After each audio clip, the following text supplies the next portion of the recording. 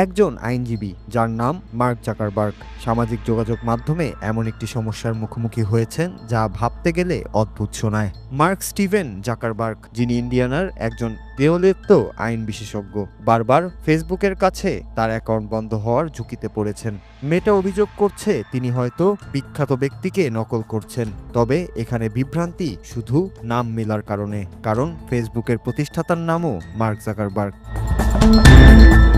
এই হতাশাজনক পরিস্থিতি দীর্ঘ ৮ বছর ধরে চলছে।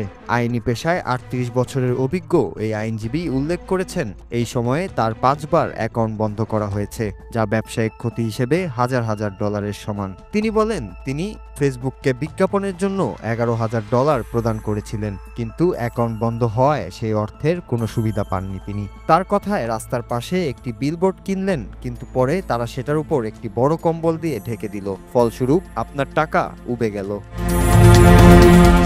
অ্যাকাউন্ট পুনরুদ্ধারের জন্য মার্ক জাকারবার্গ তার পরিচয় প্রমাণ করতে ছবিসহ পরিচয়পত্র, ক্রেডিট কার্ড এবং মুখের বিভিন্ন ছবি জমা দেন।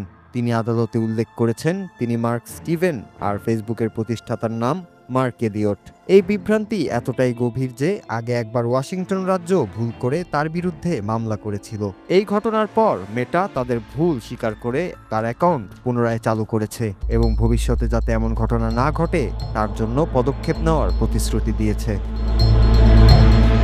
মার্ক জাকারবার্গের এই ঘটনা প্রমাণ করে কখনো কখনো প্রযুক্তি ও নামের মিল শুধু অদ্ভুত নয়, বরং অর্থনৈতিক এবং মানসিকভাবে বিরূপ প্রভাব ফেলতে পারে। দেউলিয়াত্ব আইন বিশেষজ্ঞ হিসেবে তিনি এইসব বিভ্রান্তি নথিভুক্ত করতে একটি ওয়েবসাইটও চালু করেছেন, যাতে অন্যরা একই সমস্যার মুখোমুখি হলে সচেতন থাকতে পারে। এটি আমাদের মনে করিয়ে দেয় ডিজিটাল জগতে সঠিক পরিচয় বজায় রাখা কতটা গুরুত্বপূর্ণ।